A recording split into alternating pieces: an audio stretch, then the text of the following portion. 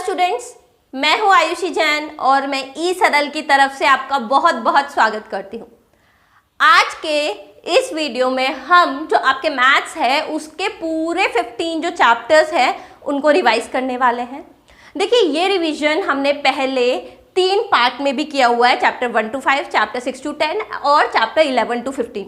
इस वीडियो में हमने क्या किया, वो सारे जो पूरे चैप्टर्स है उन सारे चैप्टर्स को कंबाइन कर दिया, ताकि अगर आप ये वीडियो रोज सुने, भाई रोज आपका जो रिवीजन है वो तो चल रहा है, पर्टिकुलर चैप्टर है वो तो आप कर ही रहे हैं, तो अगर आप रोज भी आप सोचो, अगर इस वीडियो को देख रहे हैं तो उससे क्या होगा कि आपके जो इंपॉर्टेंट फॉर्मूलाज है, की पॉइंट्स है, वो सारे आपके दिमाग में एकदम फिट हो जाएंगे, एकदम ऑडियो विजुअल तरीके से आपको याद हो जाएंगे, इतनी अच्छी तरह मेमोराइज हो जाएंगे कि एग्जाम में भी अगर आपके पास कोई क्वेश्चन आता है तो आपको याद आ जाएगा कि हाँ, अरे ये फॉर्मूला था इसका। तो मेन इसी स्ट्रैटेजी को ध्यान में रखते हुए हमने ये वीडियो में आपके पूरे चैप्टर्स के सारे इंपॉर्टेंट फॉर्मूला और की पॉइंट्स को दिया है। देखिए बच्चों, मैथ्स है, मैथ्स में आपको जो भी आप अभी रिवीजन करें वो सारा कैलकुलेशन खुद से करना होता है, हर एक क्वेश्चन को सॉल्व करके देखना होता है। लेकिन बच्चों मान लो जैसे सरफेस एरिया का क्वेश्चन आ गया कोई, तो उसके इंपॉर्टेंट फॉर्मूलेज होते हैं, वो फॉर्मूलेज होंगे तभी आप आगे का काम कर पाएंगे। एरियाज ऑफ ट्राइंगल हो गया, कोऑर्डिनेट ज्योमेट्री हो गई, हर चैप्टर में कहीं ना कहीं क्या है, फॉर्मूला है या फिर कोई इंपॉर्टेंट ऐसा की पॉइंट है जिसको यूज करके ही आप वो क्वेश्चन कर सकते हैं। तो इसलिए इस वीडियो को देखें, जरूर देखें, पूरा देखें, ठीक है। और बच्चों क्या करना है, आपको इस चैनल को सब्सक्राइब भी करना है, सब्सक्राइब जरूर करिए और वीडियो को जरूर लाइक कीजिए, अपने दोस्तों के साथ भी शेयर करिए ताकि वो भी फटाफट से रिवीजन कर पाए।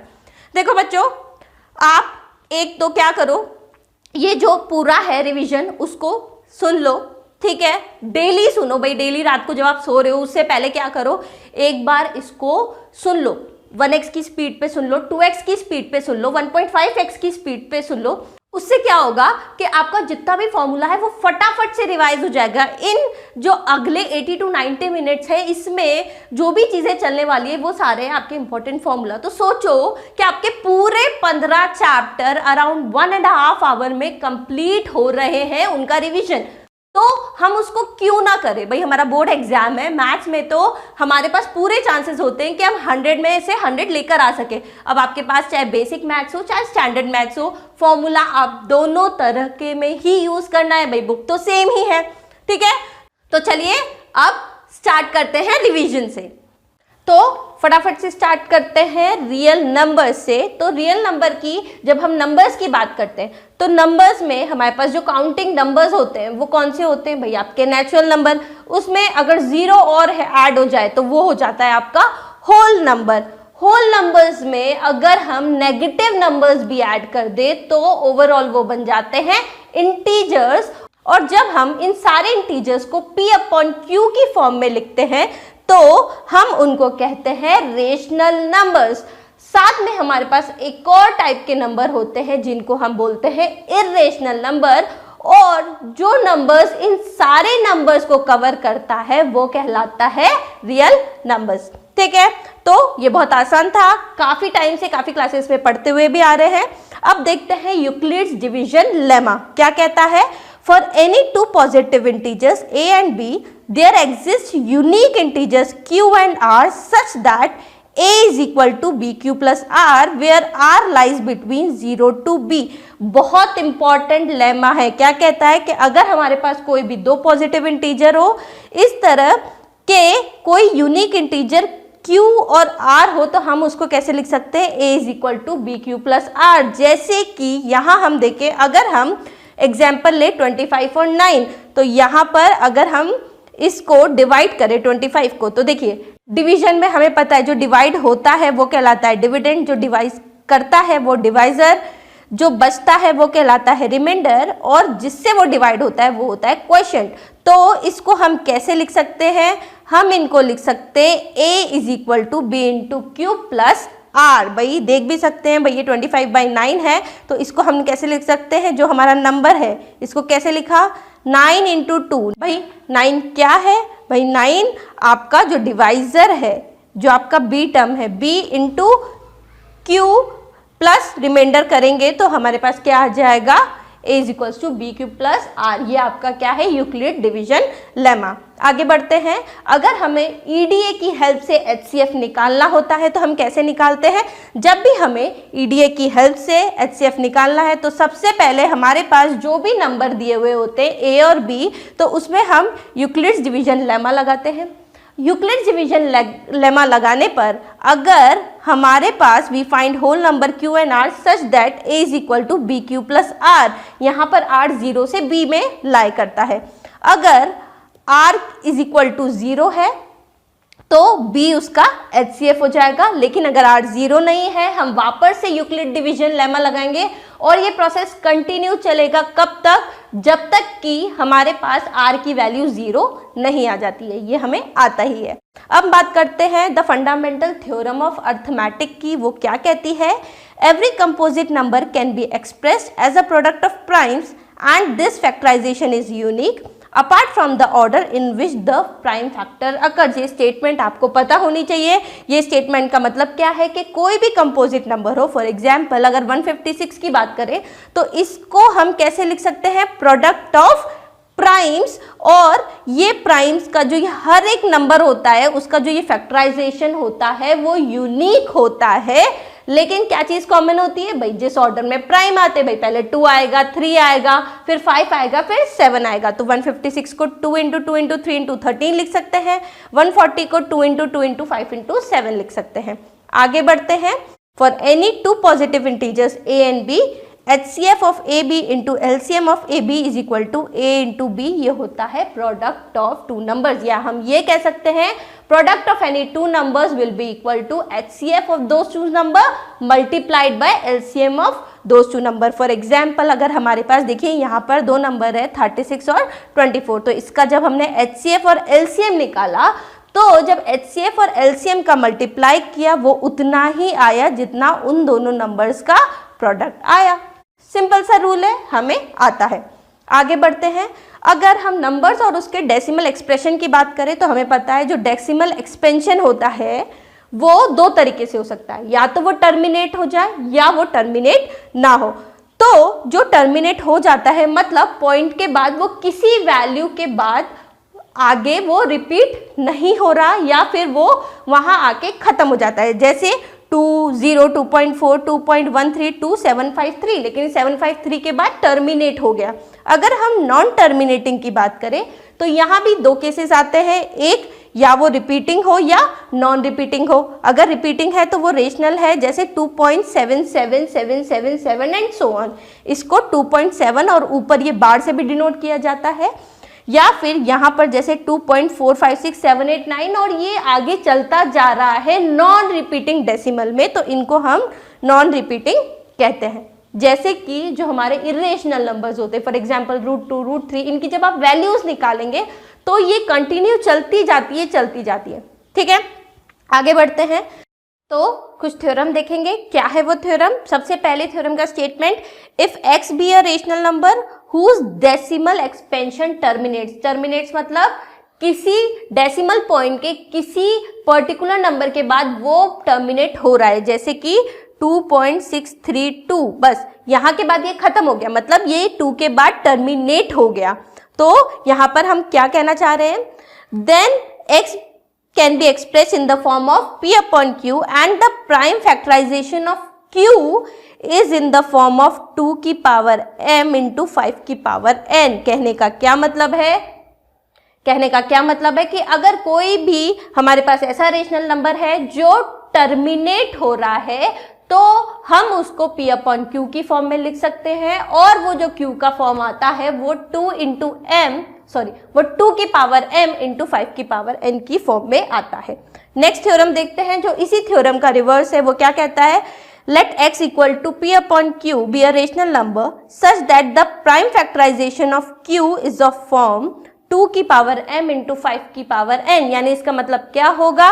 क्या हो रहा है भाई? रेशनल नंबर है p बाई q की फॉर्म में, और q जो है हम 2 की पावर m इंटू 5 की पावर n में लिख सकते हैं। इसका मतलब वो जो नंबर है वो डेसिमल एक्सपेंशन है वो टर्मिनेट जरूर होगा। यानी कि जब भी आपको किसी भी रेशनल नंबर की टर्मिनेटिंग टेंडेंसी देखनी है कि भाई वो टर्मिनेट होगा या नहीं होगा, तो सिंपल सी बात है, उसको P अपॉन Q की फॉर्म में लिखो।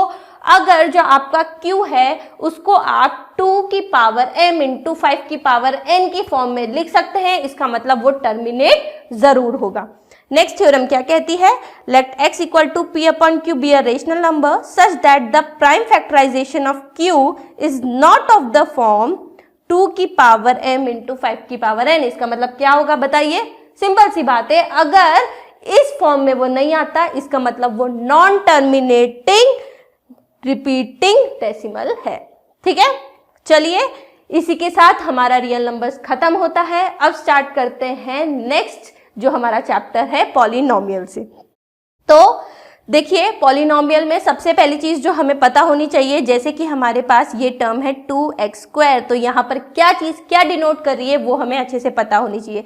अगर हम इस टर्म की बात करें 2x², तो यहाँ पे 2 होता है कोफिशिएंट, जो x होता है वो होता है वेरिएबल, और जो x की पावर होती है उसको हम पावर या फिर हम उसको एक्सपोनेंट भी कहते हैं। जैसे अगर a x की पावर n करे तो a जो है हमारा कोफिशिएंट है, यानी कोई भी हमारे पास टर्म्स हो, इक्वेशंस हो, तो उसमें a b c वाली जो टर्म्स होती हैं वो होती है आपके जो कोफिशिएंट्स होती है, वो x y z वाली जो टर्म्स होती है वो डिनोट करती है आपके वेरिएबल्स को। ठीक है, आगे बढ़ते हैं। अगर हमें किसी भी पॉलिनोमियल की वैल्यू निकालनी है, भाई हमारा जो पॉलिनोमियल होता है वो किस फॉर्म में होता है, भाई ax प्लस बी के फॉर्म में हो सकता है, ax² plus bx plus c के फॉर्म में हो सकता है, वो किसी भी फॉर्म में हो सकता है, लीनियर हो, क्वाड्रेटिक हो, क्यूबिक हो या किसी भी पावर का हो। अगर हमें उसकी वैल्यू निकालनी है तो अगर एग्जाम्पल अगर px कोई पॉलिनोमियल है ax प्लस b, तो वहां पर अगर कोई नंबर लाइक करता है अल्फा जो बिलोंग करता है किसको, रियल नंबर को, हम कह सकते हैं अगर हम वहां पर x को, भाई इस x को अगर अल्फा से रिप्लेस कर दें तो ये क्या कहलाएगी, ये कहलाएगी वैल्यू ऑफ px किस पॉइंट पर, x इक्वल टू अल्फा पर। और उसको कैसे डिनोट करेंगे, उसको डिनोट करेंगे p ऑफ अल्फा, यानी कि अगर हम इसकी बात करें तो इसके लिए जो p ऑफ अल्फा होगा वो कितना होगा, a अल्फा प्लस b, मतलब वैल्यू के लिए अगर आपको x equal to alpha put करना पड़ेगा उस वैल्यू को निकालने के लिए। ठीक है, a real number alpha is the zero of the polynomial px if p alpha equal to 0। अब अगर वो x इक्वल टू अल्फा अगर आप किसी इक्वेशन में पुट करते हैं, पुट करने के बाद अगर आपका जो आंसर है वो 0 आ जाता है तो उसको आप कहते हैं जीरो ऑफ द पॉलिनोमियल या फिर रूट ऑफ द पॉलिनोमियल। जैसे कि अगर यहाँ पे 2x प्लस 3 है, यहाँ पे मान लो आप x इक्वल टू 1 रख रहे हैं। अगर x इक्वल टू 1 रखने पर भाई यहाँ पे जैसे अगर मैं 1 प्लस 3 कितना हो जाएगा, भाई यहाँ पे कुछ वैल्यू आ जाएगी जो आ रही है 5, लेकिन अगर ये वैल्यू यहाँ नहीं आती और आपका आंसर 0 आ जाता, इसका मतलब ये जो 1 होता वो इस पॉलिनोमियल का क्या कहलाता, वो उसका 0 कहलाता। आगे देखते हैं, if x equal to alpha is such that p of alpha equal to 0, then x equal to alpha is said to be the root of the polynomial equation px equal to 0। वही बात है भाई, जहां इसको 0 कह रहे हैं, अगर x equal to alpha रखने पर 0 आता है तो उनको हम रूट ऑफ द पॉलिनोमियल भी कहते हैं। ठीक है, इसका डिटेल में पढ़ने के लिए, बिल्कुल अच्छे से विजुअलाइजेशन के साथ पढ़ने के लिए आप ई सरल ऐप देख सकते हैं, वहां पर आपको पूरा अच्छे से मिल जाएगा जीरो ऑफ द पॉलिनोमियल। ठीक है, चलिए आगे बढ़ते हैं। Graph of px will cut the x axis at x equal to alpha. जो ग्राफ होगा px का वो x एक्सिस पर अल्फा पे कट करेगा, यानी जो x एक्सिस पर ग्राफ कट कर रहा है वो कहलाएंगे उसके रूट या फिर zero of the polynomial. Alpha is taken as root of any linear polynomial. अगर लीनियर पॉलिनोमियल होगा तो उसका रूट अल्फा हम कह सकते हैं। अगर वो क्वाड्रेटिक होगा यानी 2 रूट होंगे तो हम अल्फा बीटा कह सकते हैं। अगर वो क्यूबिक होगा तो उसको हम डिनोट करते हैं 3 रूट को अल्फा बीटा और गामा से। यहाँ पर अब कुछ की पॉइंट्स देख लेते हैं। सबसे पहला, any linear polynomial will have maximum one root and is taken as alpha. वही बात है जो हमने अभी देखी है, अगर क्वाड्रेटिक पॉलिनोमियल होगा तो उसके मैक्सिमम 2 रूट होंगे अल्फा बीटा, और क्यूबिक होगा तो उसके मैक्सिमम 3 रूट होंगे, वो होंगे अल्फा बीटा गामा। और linear polynomial ax plus B has only 1 zero. अगर लीनियर पॉलिनोमियल होगा तो उसका सिर्फ एक ही जीरो होगा। भाई लीनियर है यानी ax प्लस बी है, इसको अगर हम देखें तो भाई ax plus b equal to 0, तो यानी अगर हम इसकी वैल्यू निकालें तो ax equal to minus b और x equal to minus b by a, यानी इसकी सिंगल वैल्यू आ रही है, यानी इसका जो जीरो आएगा वो भी सिर्फ एक ही होगा, यानी कोई एक ही वैल्यू होगी ऐसी जो इसको सेटिस्फाई करेगी। Zero is a point where the graph cuts the x axis. ये बात हमने पहले भी करी है, जीरो वो होता है जहां पे वो ग्राफ एक्स एक्सिस को कट कर रहा है। The graph of a linear equation is always a straight line. अगर लीनियर इक्वेशन का ग्राफ है तो वो स्ट्रेट लाइन ही आएगा। Quadratic polynomial can have at most 2 zeros, मतलब मैक्सिमम 2 ही जीरो हो सकते हैं क्वाड्रेटिक के, 1 भी हो सकते हैं, ठीक है। अगर लेकिन 1 होंगे तो वो रिपीटिंग होंगे। And a cubic polynomial can have at most 3 zeros. आगे देखते हैं, अगर हमारे पास जो इक्वेशन है y is equals to ax square plus bx plus c where abc belongs to r and a is not equal to 0, तो यहाँ क्या केसेस बनते हैं? अगर आपका जो a है, वैल्यू ऑफ a है, वो ग्रेटर देन 0 है, यानी कि इसका जो ग्राफ होगा उसका माउथ अपवर्ड होगा। कहने का मतलब अगर हम ax square plus bx plus c का ग्राफ देखें जहां पर a की वैल्यू ग्रेटर देन 0 होगी, तो भाई उसके जो रूट्स होंगे, भाई एक्स एक्सिस को क्या कैसे कट करेंगे? या तो वो दोनों जगह, 2 जगह एक्स एक्सिस को कट करेंगे तो 2 रियल रूट आएंगे।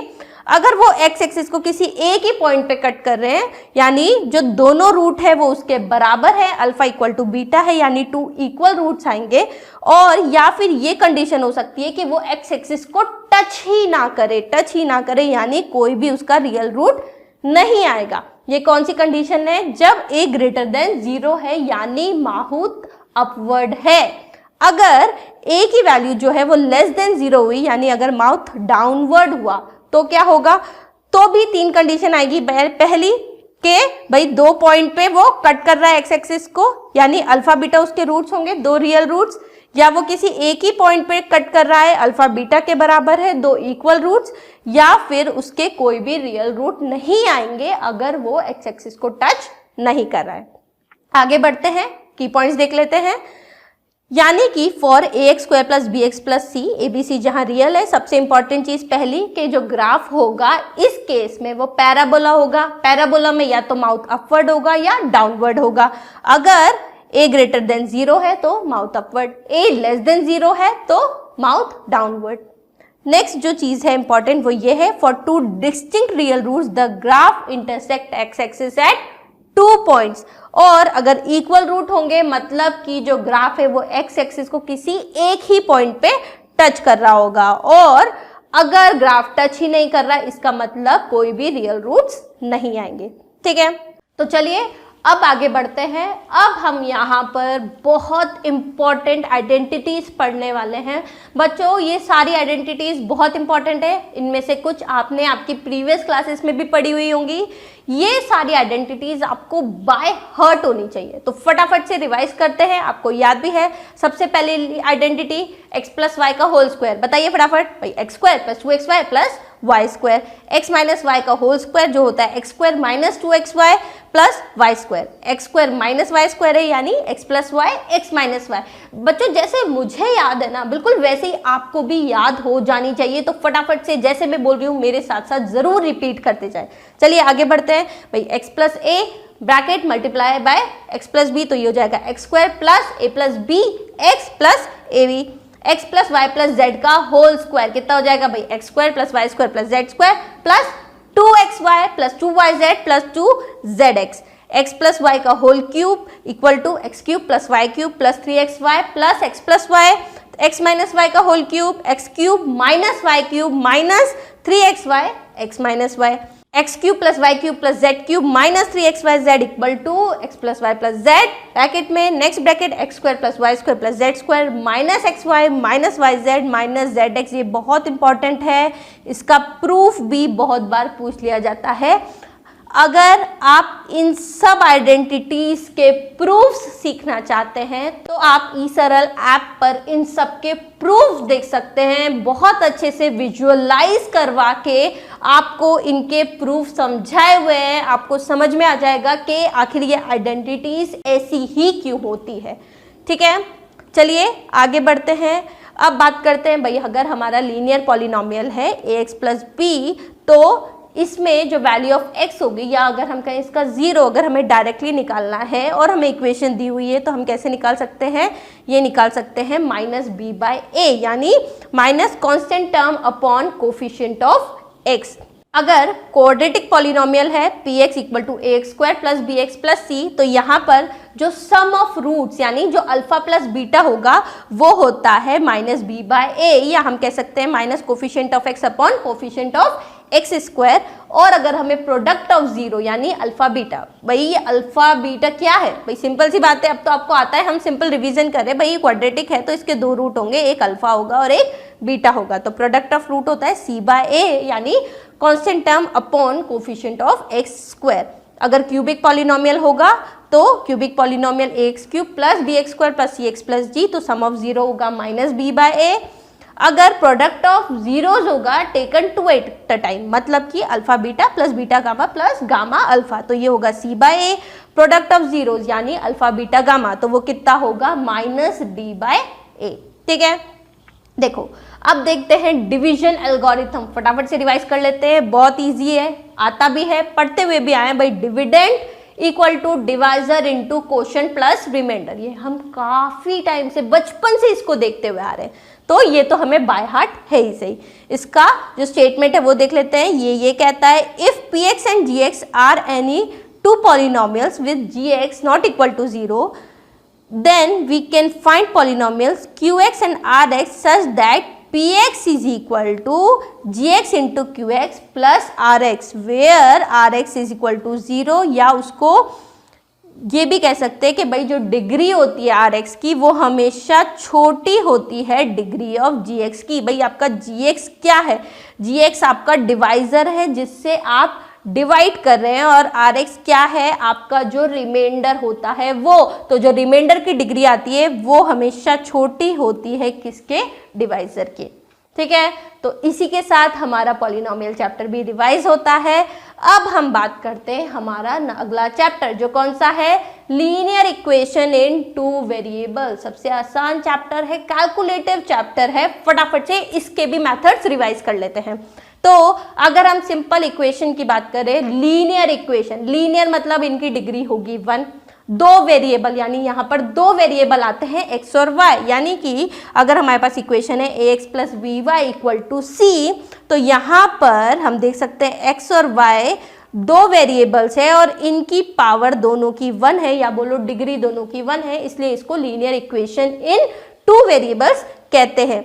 अगर हमारे पास इक्वेशंस ऑफ लाइंस है represented by a1x plus b1y plus c1 equal to 0, a2x plus b2y plus c2 equal to 0, तो यहाँ पर इन दोनों लाइंस की 3 कंडीशन आती है। ये बहुत बहुत बहुत इंपॉर्टेंट है।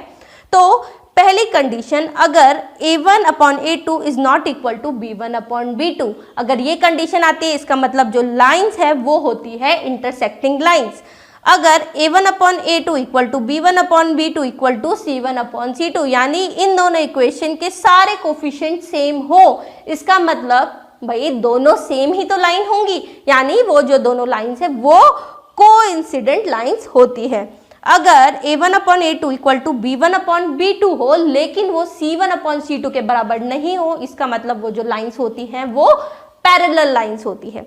अब यहाँ पर जो हमारे पास इक्वेशंस आती है, पेयर ऑफ लीनियर इक्वेशंस आती है, इनको सॉल्व करने के हमारे पास दो मेथड होते हैं। तो अगर हमारे पास दो इक्वेशन हो, a1x plus b1y plus c1 equal to 0, a2x plus b2y plus c2 equal to 0, तो इसके लिए हमारे पास जो 3 मेथड है वो होते हैं सब्स्टिट्यूशन मेथड, एलिमिनेशन मेथड और क्रॉस मल्टीप्लिकेशन मेथड। फटाफट से इन तीनों मेथड को रिवाइज करते हैं। भाई सबसे पहला जो आपका सब्स्टिट्यूशन मेथड होता है उसमें क्या कहते हैं, भाई आपके पास x और y में दो इक्वेशन होती है, तो सबसे पहला स्टेप क्या होता है, भाई सिंपल सी बात है, जो दोनों इक्वेशन है उन दोनों इक्वेशन को लिख लो। उसके बाद का स्टेप होता है कि किसी एक वेरिएबल को दूसरे वेरिएबल की फॉर्म में लिख लो। जैसे कि अगर आपके पास x plus y equal to 2 है और 3x plus 4y equal to 4 है, तो इस यहाँ से हम x की वैल्यू 2 माइनस वाई लिख सकते हैं और उसको इस इक्वेशन में पुट कर सकते हैं। तो बस क्या करना है, अगला step, substitute this value of variable obtained in step 2। भैया इसको क्या करना है, इसमें पुट कर देता है, इसमें पुट कर देना है in other equation to get linear equation in other variable. Next जो आपका स्टेप आता है, भाई अब क्या करो, सिंपल, जब इसको इसमें पुट कर देंगे तो सिंगल वेरिएबल में इक्वेशन आ जाएगी, उसको सॉल्व कर लेंगे। जैसे ही यहाँ से हमारे पास वैल्यू आ जाएगी किसी एक की, तो हम उसको दूसरे में पुट कर देंगे। Substitute this value of variable in the relationship that is obtained in step 2। Simple सा प्रोसेस है।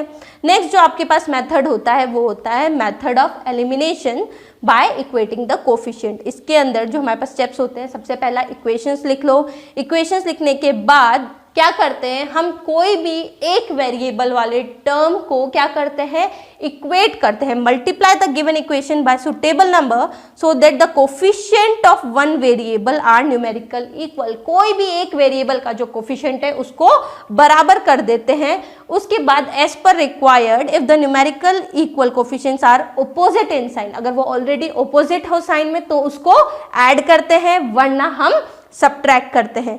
ये करने के बाद हमारे पास जो इक्वेशन आ जाती है वो सिर्फ एक ही वेरिएबल में आ जाती है, उसको हम सॉल्व करते हैं और जो वैल्यू आती है उस वेरिएबल की उसको दूसरी इक्वेशन में पुट करके x और y दोनों की ही वैल्यू कैलकुलेट कर लेते हैं।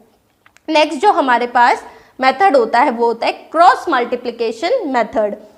तो हमारे पास जब ये दो इक्वेशन है तो इसके लिए सिंपल सा फॉर्मूला है, भाई x जो है वो आ जाता है b1c2 minus b2c1 upon a1b2 minus a2b1 और y आ जाता है c1a2 minus c2a1 upon a1b2 minus a2b1। भाई ये रिजल्ट आपको याद रखना है। ये कैसे आया, तो इसके लिए आप वीडियो लेक्चर्स है उसको देख सकते हैं, वहाँ पर आपको इसको याद करने की, सॉल्व करने की बहुत ही अच्छी अच्छी ट्रिक्स भी बताई हुई है। तो यहाँ पर देखिए इस कंडीशन में दो केसेस आते हैं। सबसे पहला केस, भाई ये जो डिनोमिनेटर है वो ज़ीरो नहीं हो। अगर ये ज़ीरो नहीं होता तो मतलब कि x और y की कोई फाइनाइट वैल्यू आती है, तो ये जो सिस्टम होगा वो यूनिक सोल्यूशन देगा। एक और इसमें ये कंडीशन आती है कि a1b2 माइनस a2b1 इसकी वैल्यू ज़ीरो हो। अब जब ये ज़ीरो होती है तो यहाँ पर भी पहली चीज़ ये बनती है कि a1 upon a2 equal to b1 upon b2 equal to c1 upon c2 और ये किसी लैम्डा के बराबर है। यानी इस केस में क्या होगा, इस केस में इनफाइनाइट नंबर ऑफ सोल्यूशन आते हैं। लेकिन एक और केस ये आता है कि a1 upon a2 is equal to b1 upon b2 is not equal to c1 upon c2। इसका मतलब यहाँ पर जो सिस्टम ऑफ इक्वेशन जो होता है वो इनकंसिस्टेंट होता है, यानी नो सोल्यूशन आता है। ठीक है, यहाँ पर हम एक और चीज़ पढ़ते हैं, वो होती है equation reducible to linear equation in two variables. यहाँ पे हम काफ़ी टाइप्स पढ़ते हैं। पहली टाइप इसमें जो वो होती है वो ये होती है, फॉर एग्जाम्पल ये देखिए ये दो equation 47x plus 31y equal to 63, 31x plus 47y equal to 15। क्या है इसमें चीज़, देखिए अगर हम ध्यान से देखें तो देखिए x का जो कोफिशिएंट है इस इक्वेशन का और y का जो कोफिशिएंट है इस इक्वेशन का वो सेम है। सिमिलरली इसका y का कोफिशिएंट और इसका x का कोफिशिएंट वो सेम है। जब ऐसा इक्वेशन आता है तो उसको सॉल्व करने के लिए हम क्या करते हैं, सिंपल सी बात है, इन दोनों इक्वेशन को एक बार ऐड कर दो, एक बार सब्ट्रैक्ट कर दो, फिर जो आपके पास इक्वेशंस आएगी वो बहुत आसानी से सॉल्व हो सकती है। तो जब भी ऐसा आए तो क्या करना है, एक बार इन दोनों इक्वेशन को ऐड कर लो तो एक इक्वेशन आ जाएगी, दोनों इक्वेशन को एक बार सब्ट्रैक्ट कर लो तो एक इक्वेशन आ जाएगी, फिर उन दोनों इक्वेशंस को सॉल्व कर लो। दूसरा जो आपका टाइप 2 आता है वो इस फॉर्म में आता है। तो हम क्या करते हैं, इस फॉर्म के लिए हम 1 अपॉन x जो होता है उसको कुछ वेरिएबल मान लेते हैं, जैसे कि v, और 1 अपॉन y को हम मान लेते हैं, मान लीजिए u। सिंपल सी बात है, इसमें पुट कर देते तो इक्वेशन क्या हो जाएगी भाई, x को तो v माना है भाई, 1/x को तो v माना है, तो ये हो जाएगी 1/2 into v plus 1/3 into u equal to 2। Simple सा, ये तो हमारा लीनियर जो अभी तक की इक्वेशंस हम जिस तरह सॉल्व करते हैं उसी फॉर्म में आ जाएगा। अब उसको किसी भी मेथड से हम सॉल्व कर सकते हैं, एलिमिनेशन हो, सब्स्टिट्यूशन हो या क्रॉस मल्टीप्लिकेशन हो। नेक्स्ट जो टाइप आता है टाइप 3, वो इस फॉर्म में आता है, तो कुछ नहीं, डरने की बात नहीं है। यहाँ पर क्या करो भाई, 1/x-1 को सब्स्टिट्यूट कर लो u और 1/y-2 को सब्स्टिट्यूट कर लो v। सिंपल सी बात है, सब्स्टिट्यूट ही करना है। सिंपल, इससे जब सॉल्व करेंगे तो आसान सी दो इक्वेशन आ जाएगी, वैल्यूज पुट करेंगे, आंसर आ जाएगा। नेक्स्ट जो टाइप आता है वो होता है टाइप 4, जो इस फॉर्म में आता है। इसको बच्चे जनरली देख के डर जाते हैं, लेकिन भाई डरने की बात नहीं है, हम वैसे भी रिवाइज करें। तो इसको बताइए कैसे सॉल्व करते हैं। भाई सिंपल सी बात है, इस इक्वेशन को कैसे लिख दो भाई, 7x/xy minus 2y/xy equal to 5। तो यहाँ से x हो जाएगा कट, यहाँ से y से y। इक्वेशन क्या हो गई भाई, 7/y minus 2/x equal to 5। आप क्या करो भाई, सिंपल 1/x को u मान लो, 1/y को v मान लो और सॉल्व कर लो। नेक्स्ट जो टाइप आता है वो आता है इस फॉर्म में। तो यहाँ पर भी डर लग जाता है, कैसे सॉल्व करें। कुछ नहीं, अज्यूम करो भाई, यहाँ पे 1/x प्लस y को u मान लो, 1/x माइनस y को v मान लो। दो इक्वेशंस आ जाएगी, उसको सॉल्व कर लो, वैल्यूज को पुट कर लो, फिर दो इक्वेशन आएगी, फिर से सॉल्व कर लो। सिंपल सा है, ठीक है।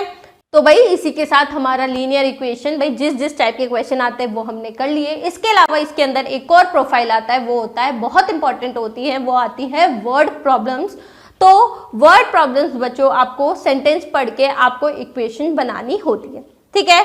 नेक्स्ट, अब कौन सा चैप्टर, अब हम स्टार्ट करेंगे हमारा क्वाड्रेटिक इक्वेशन। तो जो क्वाड्रेटिक इक्वेशन है उसका जनरल फॉर्म होता है ax² + bx + c equal to 0, जहाँ पर a, b और c रियल नंबर्स होते हैं और a जो है वो 0 के बराबर नहीं होता, a की वैल्यू 0 नहीं होती।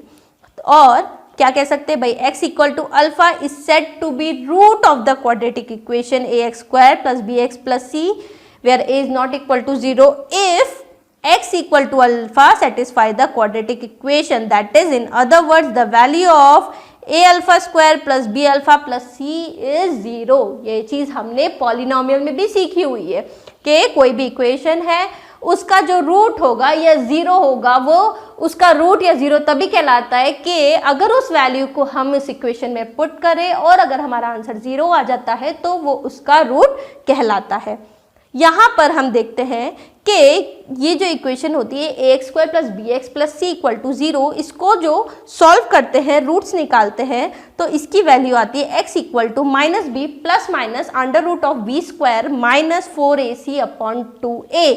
इसको हम श्रीधर आचार्य फॉर्मूला भी कहते हैं। बहुत बहुत बहुत इंपॉर्टेंट फॉर्मूला होता है और ये जितने भी क्वाड्रेटिक को सॉल्व करने के लिए ये एक तरह से हमारा डॉन है।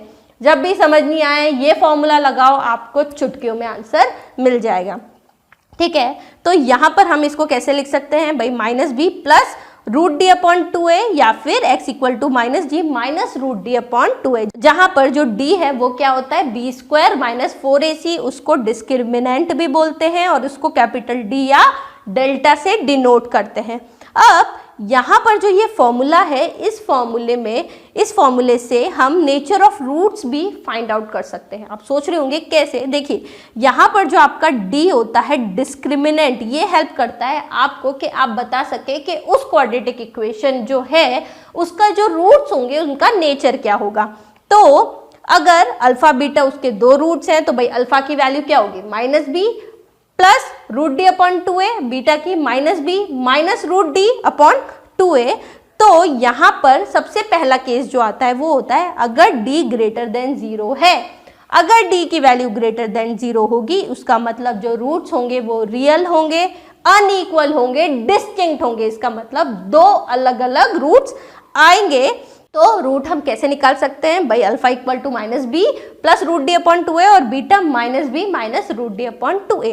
दूसरा केस यहाँ पर आता है कि अगर जो d है डिस्क्रिमिनेंट है उसकी वैल्यू 0 हो। अगर ये 0 हो गया इसका मतलब जो रूट्स जो होंगे वो रियल भी होंगे, इक्वल भी होंगे। भाई यहाँ पर ये जो d है यही 0 हो जाए तो मतलब आपका जो रूट है वो माइनस बी अपॉन 2a ही रह जाएगा।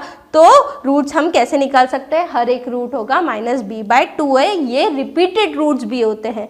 लेकिन यहाँ एक चीज़ आती है कि अगर d की वैल्यू ग्रेटर भी हो और इक्वल टू भी हो 0 का मतलब रूट्स रियल होंगे ही होंगे। जो तीसरा केस आता है वो ये आता है कि जो d है उसकी वैल्यू 0 से कम हो। अगर d की वैल्यू 0 से कम है तो कोई भी उसका रियल रूट एग्जिस्ट नहीं करता है।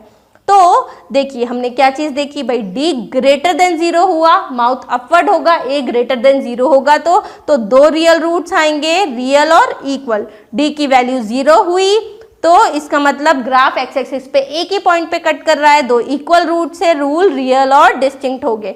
अगर d की वैल्यू 0 से कम है इसका मतलब कोई भी रियल रूट्स नहीं आता है। तो यहाँ हम जो चीज़ें इंपॉर्टेंट है वो देखते हैं, वो ये है कि d की वैल्यू ग्रेटर देन 0 है। इसका मतलब ये होता है कि बी स्क्वायर माइनस 4ac एक परफेक्ट स्क्वायर है। जब वो परफेक्ट स्क्वायर होगा तो वो रूट के बाहर आ सकता है, यानी d ग्रेटर देन 0। इसका मतलब जैसे ये कंडीशन आए तो सोच लेना कि वो एक परफेक्ट स्क्वायर है b square minus 4ac। The roots will be rational and unequal. Unequal कैसे हो जाएंगे भाई, minus b plus minus root d है तो प्लस से एक रूट आएगा और माइनस से एक रूट आएगा।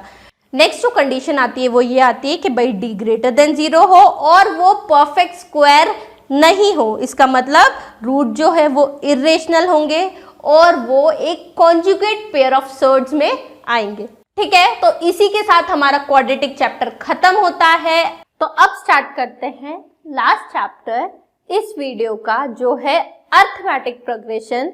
ये सबसे आसान होता है, सिर्फ इसमें दो इंपॉर्टेंट फॉर्मूले होते हैं जो आपको याद रखने होते हैं। फटाफट से देख लेते हैं अर्थमेटिक प्रोग्रेशन क्या होता है। An arithmetic progression is a list of number in which each term is obtained by adding a fixed number d to the preceding term except the first term. The fixed number d is called the common difference. The general form of AP is a plus g, a plus 2d, a plus 3d. क्या होता है भाई, simple सी बात है। AP क्या होती है, कोई भी हमारा एक टर्म हो उसमें कोई एक नंबर इक्वली ऐड करते जाएं उसकी पहले वाली टर्म में। जैसे हमारे पास नंबर है a में हमने कोई नंबर d ऐड किया, क्या बन गया a प्लस g में फिर d ऐड किया, क्या बन गया a plus 2d, a plus 2d में फिर एक नंबर ऐड किया, क्या बन गया भाई a प्लस 3d। यानी कि हर एक टर्म जो दो कंटिन्यूस कॉन्जिक्यूटिव टर्म्स है एपी के अंदर, उनका जो डिफरेंस होता है उसको कहते हैं कॉमन डिफरेंस। नेक्स्ट देखते हैं, a given list of numbers a1 a2 a3 is an AP if the difference a2 minus a1 a3 minus a2 a4 minus a3 give the same value। ये हमने अभी देखा था कि हर कॉन्जिक्यूटिव जो term है उनका जो डिफरेंस होता है वो इक्वल होना चाहिए और उसको हम कॉमन डिफरेंस भी कहते हैं। यानी अगर हम जनरल बात करें तो a k plus 1 minus a k is same for different value of k। Next, the general term of an AP, जहां पर उसका जो फर्स्ट टर्म है वो a हो, कॉमन डिफरेंस g हो, तो उसका जो जनरल टर्म होता है वो हम डिनोट करते हैं an equal to a plus n minus 1d। Very very very important formula, ये आपको तो बहुत ही अच्छे से पता होना चाहिए। Next, sum of first and term of an AP, इसका जो फॉर्मूला होता है वो होता है SN, मतलब n डिनोट करता है कितने टर्म तक का हम सम निकाल रहे हैं, तो SNth, यानी sum of n term will be n by 2 2a plus n minus 1d। बहुत सारे केसेस में आपको फर्स्ट टर्म और एक लास्ट टर्म भी दे दी जाती है और उस केस में आपसे सम पूछ लिया जाता है, तो उसका भी बहुत आसान फॉर्मूला होता है s is equal to n by 2 a plus l। Simple सा फॉर्मूला है। तो इससे आप सम निकाल सकते हैं। ठीक है, ट्राइंगल से, ट्राइंगल्स में हमने यहाँ पर जो पढ़ा था हमारी 10th में क्या है, सिमिलर ट्राइंगल है। सिमिलर ट्राइंगल के बारे में हमने पढ़ा था, तो उसकी इंपॉर्टेंट चीजें देख लेते हैं। Two triangles are said to be similar if, सबसे पहली कंडीशन क्या होती थी, their corresponding angles are equal, यानी कि अगर हमारे पास दो ट्राइंगल है, जैसे यहां है ट्राइंगल ABC और ट्राइंगल PQR, तो इनके जो कॉरेस्पॉन्डिंग एंगल्स है सारे वो बराबर हो तो ट्राइंगल सिमिलर होते हैं, और इन ट्राइंगल को हम इक्वी एंगुलर ट्राइंगल भी कहते थे। दूसरा, ratio of their corresponding sides are equal, या हम कहते हैं प्रोपोर्शनल, जो इन दोनों ट्राइंगल की साइड्स का जो रेशियो है वो बराबर आता। जैसे कि अगर अपन AB अपॉन PQ निकाले, वो किसके बराबर होगा, BC अपॉन QR के, वो किसके बराबर होगा, AC अपॉन PR के। ठीक है, आगे बढ़ते हैं। All congruent figures are similar but similar figures may और मे नॉट कॉन्ग्रुएंट, बहुत बहुत बहुत इंपॉर्टेंट चीज है। जनरली बच्चे इसमें कंफ्यूज होते हैं, तो याद रखना कि अगर कोई दो चीजें कॉन्ग्रुएंट हैं तो वो सिमिलर बिल्कुल होंगी, लेकिन अगर कोई चीज सिमिलर है तो बिल्कुल जरूरी नहीं है कि वो दोनों चीजें भी कॉन्ग्रुएंट होगी। इसको बहुत अच्छे से, बहुत अच्छी फील के साथ, बहुत अच्छे एग्जाम्पल के साथ ऐप में समझाया हुआ है। आप चाहें तो प्ले स्टोर पे जाइए, ई सरल ऐप को डाउनलोड कीजिए, वहां पर आपको 10th के कोर्स के अंदर जो वीडियो लेक्चर्स हैं उसमें पूरा सिमिलर ट्राइंगल्स मिल जाएगा। वहां पे बहुत अच्छे विजुअलाइजेशन के साथ बताया हुआ है कि कॉन्ग्रुएंसी और सिमिलैरिटी में क्या क्या डिफरेंस होते हैं। आगे बढ़ते हैं। जो सिमिलैरिटी होती है उसके लिए हमने 3 कंडीशन पढ़ी थी। वो तीनों कंडीशन कौन कौन सी थी, एक बार फटाफट से रिवाइज करते हैं। पहले था ए क्राइटेरिया, जिसको आप एंगल क्राइटेरिया भी कहते हैं, जिसमें क्या बताया था कि अगर हमारे पास कोई दो ट्राइंगल हो तो अगर उन दोनों ट्राइंगल के जो कॉरेस्पॉन्डिंग एंगल्स होते हैं वो बराबर हो तो वो दोनों ट्राइंगल जो हैं वो सिमिलर होंगे। किस सिमिलैरिटी क्राइटेरिया से, ए क्राइटेरिया से। दूसरा क्राइटेरिया हमने पढ़ा था SAS, side angle side criteria, जो ये कहता था कि अगर हमारे पास दो ट्राइंगल है, उन दोनों ट्राइंगल में कोई एक एंगल किसी एक ट्राइंगल का दूसरे ट्राइंगल के एंगल के बराबर हो, साथ में दो साइड जो उन एंगल को इंक्लूड करती है। क्या कहा मैंने, दो साइड जो उन एंगल को इंक्लूड करती है, या हम कहें एंगल इंक्लूडेड द साइड्स। अगर ये प्रोपोर्शन में हो, एंगल बराबर हो, साथ में जो साइड्स उन एंगल को इंक्लूड करती हो वो प्रोपोर्शन में हो, तो कह सकते हैं कि वो दोनों ट्राइंगल सिमिलर होते हैं SAS सिमिलैरिटी से। नेक्स्ट जो होता है वो होता है साइड सिमिलैरिटी, जो ये कहता है कि अगर हमारे पास दो ट्राइंगल है, उन दोनों ट्राइंगल की जो साइड्स है वो इक्वल प्रोपोर्शन में हो तो वो दोनों ट्राइंगल सिमिलर होंगे SSS सिमिलैरिटी क्राइटेरिया से। ठीक है, तो चलिए आगे बढ़ते हैं और अब ट्राइंगल से रिलेटेड कुछ इंपॉर्टेंट थ्योरम्स है वो देख लेते हैं। तो सबसे पहली थ्योरम है BPT, जिसको हम बोलते हैं बेसिक प्रोपोर्शनैलिटी थ्योरम। बहुत इंपॉर्टेंट थ्योरम है, इसको थेल्स थ्योरम नाम से भी कई बार पूछ लिया जाता है। तो चलिए उसका स्टेटमेंट देख लेते हैं। उसका जो स्टेटमेंट है वो ये है, if a line is drawn parallel to one side of a triangle intersecting the other two sides, then the two sides are divided in the same ratio. कहने का मतलब कि अगर हमारे पास यहाँ पे ये ट्राइंगल है ABC और हमने कोई एक लाइन खींची, जैसे यहाँ पर हम DE लाइन खींच रहे हैं इस तरह कि वो उसके सामने वाली साइड के पैरेलल हो, तो ये जो लाइन है वो उसकी बाकी की दोनों साइड को क्या करेगी, सेम रेशियो में डिवाइड करेगी। ये थ्योरम्स हमने प्रीवियस क्लासेस में भी देखी है, बहुत बहुत बहुत इंपॉर्टेंट थ्योरम है। तो इस थ्योरम को अच्छे से कर लीजिए। इसका प्रूफ अगर आपको चाहिए तो आप ई सरल ऐप को डाउनलोड कर सकते हैं, वहां पे इसका प्रूफ बहुत अच्छे से समझाया हुआ है। तो अगर इसका स्टेटमेंट एक बार फिर से देखें तो क्या कहता है इसका statement, if a line is drawn parallel to one side of a triangle intersecting the other two side, then the other two sides are divided in the same ratio. ठीक है, यानी कि ये थ्योरम क्या कहती है कि अगर ये जो लाइन है इस लाइन के पैरेलल होगी, यानी AD अपॉन जो BD है वो AE अपॉन EC होगा। ठीक है, इसका कई बार जो कन्वर्स है वो भी पूछ लिया जाता है, जो क्या कहता है, उसका स्टेटमेंट है if a line divides any two sides of a triangle proportionally then the line is parallel to the third side। मतलब कि अगर कोई जो लाइन है वो ट्राइंगल की दो साइड को प्रोपोर्शनली इक्वली डिवाइड कर रही है, यानी AD upon DB equal to AE upon EC है, तो इसका मतलब क्या होगा, ये जो लाइन DE होगी वो उसके सामने वाली साइड BC के पैरेलल होगी। ठीक है, इसकी अगली जो थ्योरम है बहुत इंपॉर्टेंट, वो है areas related to similar triangle. इसका जो स्टेटमेंट है वो ये कहता है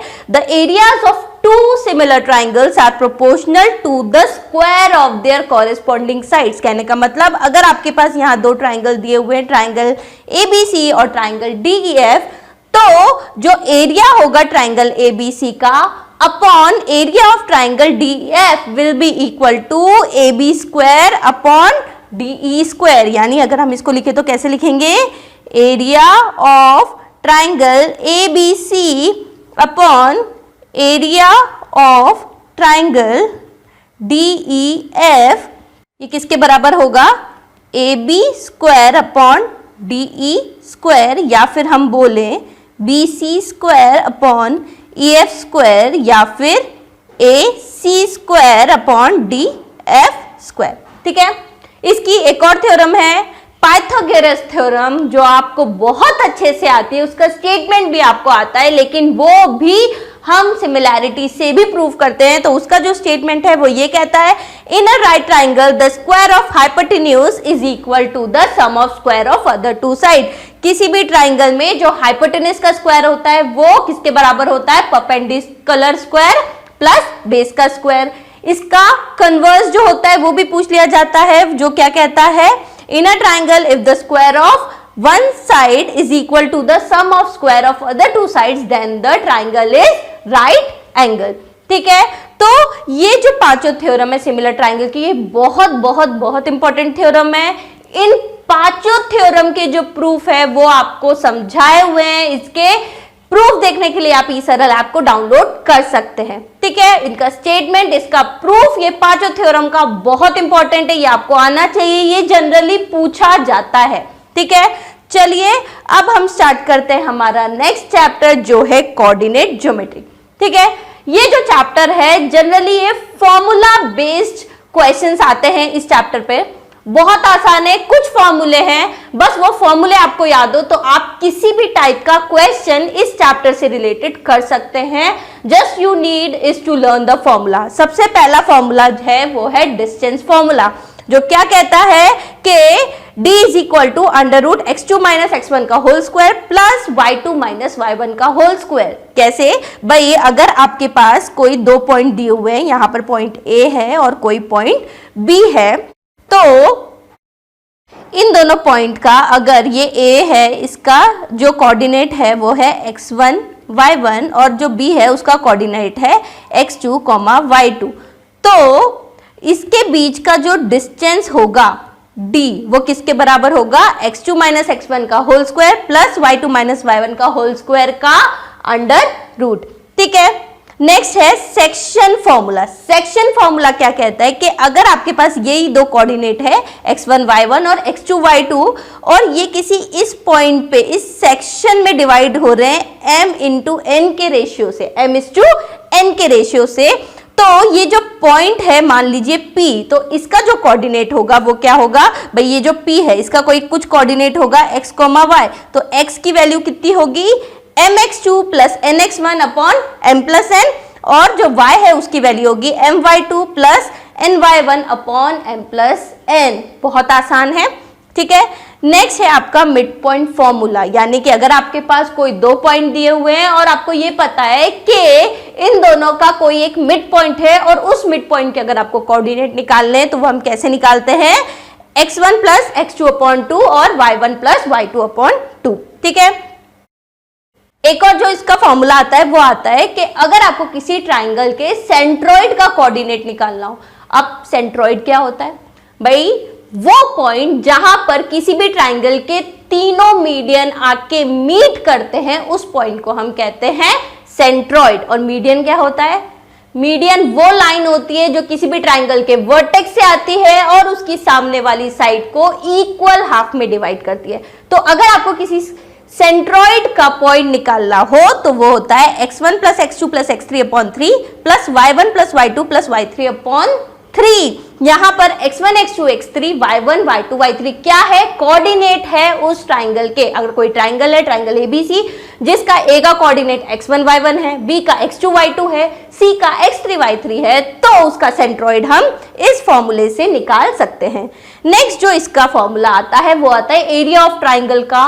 बहुत इंपॉर्टेंट है, जस्ट फॉर्मूला लगाओ और आपको आंसर मिल जाएगा। अगर आपके पास उस ट्राइंगल के तीनों कोऑर्डिनेट्स दिए हुए हैं तो उसका एरिया हम निकाल सकते हैं 1/2 x1 y2 minus y3 plus x2 y3 minus y1 plus x3 y1 minus y2। याद रखने का तरीका 1 2 3 इसी ऑर्डर में आना चाहिए। देखो कैसे भाई, 1/2 आएगा, फिर x1 आ रहा है तो y2 माइनस y3, फिर x2 आएगा y3, भाई 2 के बाद 3 आता है y3 माइनस y2, फिर x3 y1 माइनस y2।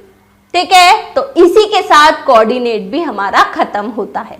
तो चलिए नेक्स्ट चैप्टर का रिवीजन स्टार्ट करते हैं। तो अब हम स्टार्ट कर रहे हैं बहुत इंपॉर्टेंट चैप्टर से, जो जनरली बच्चों को डर लगता है उससे, होता वो सबसे आसान है, लेकिन बस कुछ चीजें उसमें ध्यान रखने की होती है जिसकी वजह से जनरली बच्चे इसमें गलतियां कर देते हैं या छोड़ के आ जाते हैं। यह चैप्टर होता है ट्रिग्नोमेट्री। ठीक है, ट्रिग्नोमेट्री के कुछ इंपॉर्टेंट फॉर्मूले हैं कि भाई अगर आपके पास कोई ट्राइंगल है, ट्राइंगल ABC, तो उस ट्राइंगल ABC में अगर हम साइन ऑफ एंगल A, भाई यहां पर अगर हम साइन ऑफ एंगल A निकाले तो वो क्या होगा? Side opposite to angle A upon hypotenuse. ये जो एंगल A है इसके अपोजिट वाली साइड अपॉन हाइपोटेन्यूज। जो कॉस होगा वो साइड एडजेसेंट, एडजेसेंट मतलब एंगल A के पास वाली साइड अपॉन हाइपोटेन्यूज, और जो tan होगा वो होगा side opposite to angle A upon side adjacent to angle A। आप सोच रहे होंगे मैम आप ऐसे क्यों बता रहे हो, हमको तो इतनी अच्छे से ट्रिक से याद है, PBP अपॉन, बोलिए भाई आपने पढ़ा हुआ है क्या? पंडित बद्री प्रसाद हर हर बोले। भाई सब लोग इसको डिफरेंट तरीके से याद रखते हैं, भाई मैंने इस तरीके से याद रखा हुआ है। P अपॉन H यानी परपेंडिकुलर अपॉन H, जो क्या आता है? साइन। B अपॉन H यानी बेस अपॉन हाइपोटेन्यूज, जिससे आता है कॉस, और P अपॉन B जो क्या है? परपेंडिकुलर अपॉन बेस, इससे आता है tan की वैल्यू। तो इससे तो भाई आपको साइन कॉस टैन की वैल्यू याद है, लेकिन मैंने ये इसलिए बता दिया ताकि अगर आपसे कभी घुमा के क्वेश्चन पूछ लिया जाए तो आपको वो चीज भी आनी चाहिए। हाँ भाई हम रिवाइज कर रहे हैं, फटाफट रिवाइज कर रहे हैं, लेकिन ये भी इंपॉर्टेंट चीज है। ठीक है, तो देखिए यहां पर हमें और चीजें जो पता है वो क्या है भाई, ये है कि जो कॉसेक ए होता है वो 1 बाय साइन होता है, सेक ए होता है वो 1 बाय कॉस ए होता है, टेन ए जो होता है वो 1 बाय कॉट ए होता है, और टेन को अपन sign A upon cos A भी लिखते हैं। और कोई कॉट ए पूछ ले तो कॉट क्या हो जाएगा? वेरी गुड, कॉस अपन साइन।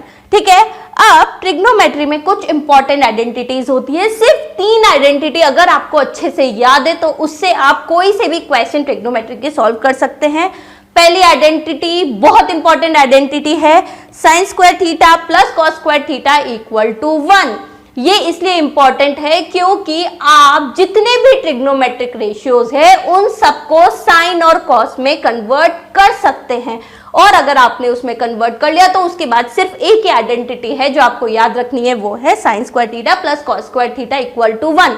तो जब भी आपके प्रूफ वाले क्वेश्चन आते हैं मैं आपको सजेस्ट करूंगी आप उनमें जितना हो सके सबको साइन और कॉस में ही कन्वर्ट कर लें। ठीक है, नेक्स्ट जो आइडेंटिटी है वो भी बहुत इंपॉर्टेंट आइडेंटिटी है, जो है 1 + tan square theta equal to sec square theta, जहां पर जो थीटा है वो 0 से 90 डिग्री के बीच में लाई करता है। Next is 1 + cot square theta equal to cosec square theta where theta lies between 0 to 90 degree. ये क्यों बताया? क्योंकि कितनी बार इससे रिलेटेड भी क्वेश्चन पूछ लिया जाता है और अब तो आपके मल्टीपल चॉइस क्वेश्चन भी आएंगे, तो इसलिए आपको ये छोटी छोटी चीजें भी पता होनी चाहिए। ठीक है, अब जो आपके ट्रिग्नोमेट्रिक रेशियोज ऑलरेडी डिफाइंड है कुछ स्पेसिफिक एंगल्स के, उसकी टेबल देख लेते हैं। 0, 30 डिग्री, 45, 60, 90 सबकी वैल्यूज दी हुई है। ये सब आपको बाय हार्ट याद होनी चाहिए।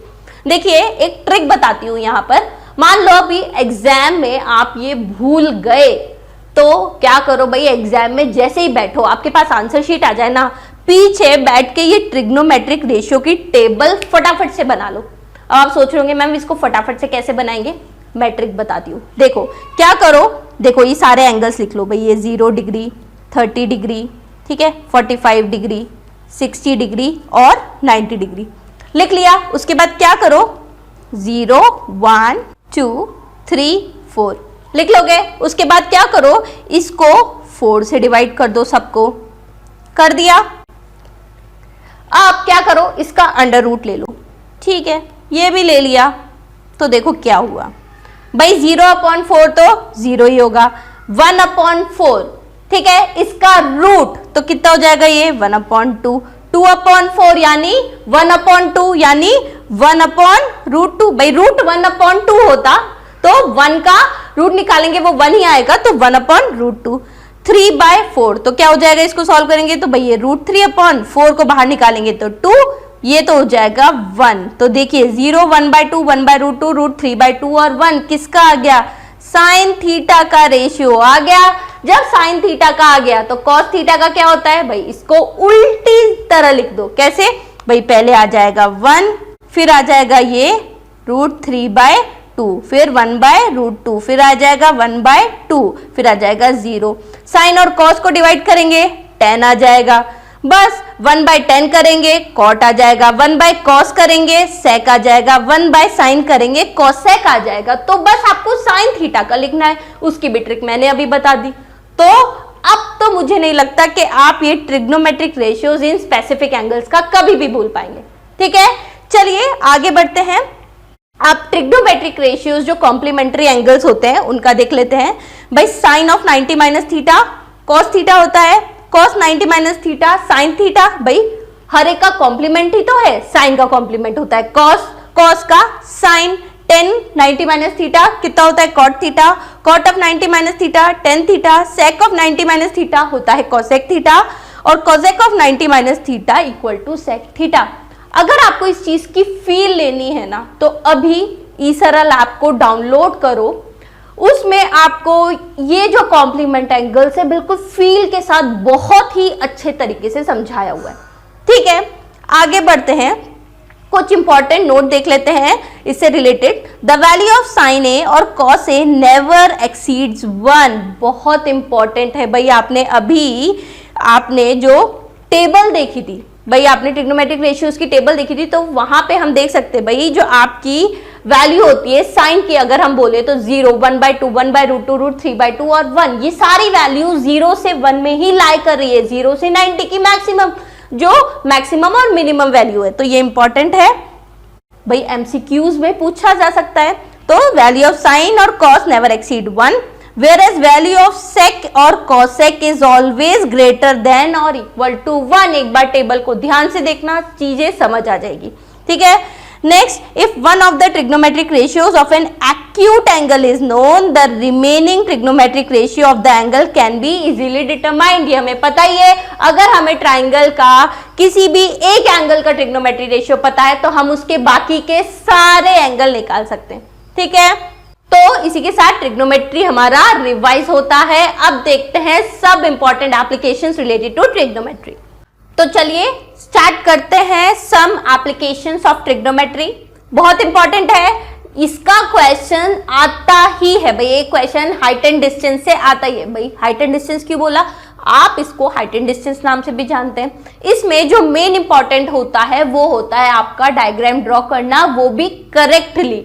जो दो चीज इसमें इंपॉर्टेंट होती है वो होती है एंगल ऑफ एलिवेशन पहचानना और एंगल ऑफ डिप्रेशन पहचानना। ये अच्छे से पहचान लिया तो इसका क्वेश्चन गलत होने के चांसेस नहीं होते हैं।